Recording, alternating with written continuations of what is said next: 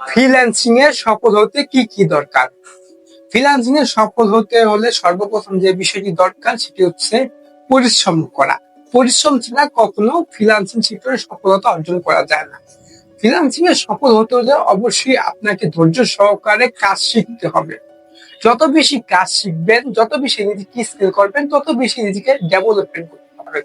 এবং হ্যাঁ, অবশ্যই সঠিক পরিশ্রম করতে হবে। অযথা কোনো পরিশ্রম করতে হবে না। যে জায়গায় গেলে কাজ পাওয়া যাবে সে জায়গায় যে আপনাকে কাজ সোর্স করতে হবে, অন্য কোথাও না।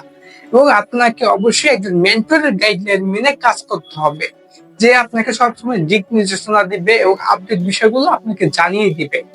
ফ্রিল্যান্সিং এ অনেকেই ব্যর্থ হয় বা অনেকেই সফল হয়, কিন্তু সফল হওয়ার জন্য পরিশ্রম করতে হয়, সঠিক ওয়েতে পরিশ্রম করতে হয় এবং একজন মেন্টরের গাইডলাইন মেনে কাজ করতে হয়। যখন আপনি মেন্টরের গাইডলাইন থেকে নিজেকে দূরে সরিয়ে নেবেন তখন আপনি হেরে যাবেন, তখন আপনি আগাতে পারবেন না ফ্রিল্যান্সিং সেক্টরে। তো ফ্রিল্যান্সিং সেক্টরে সফল হতে হলে অবশ্যই একজন মেন্টরের গাইডলাইন প্রয়োজন এবং পাশাপাশি নিজের একটা পরিশ্রমটা প্রয়োজন, যার মাধ্যমে আপনি ফ্রিল্যান্সিং এ খুবই সহজে সফলতা অর্জন করতে পারবেন।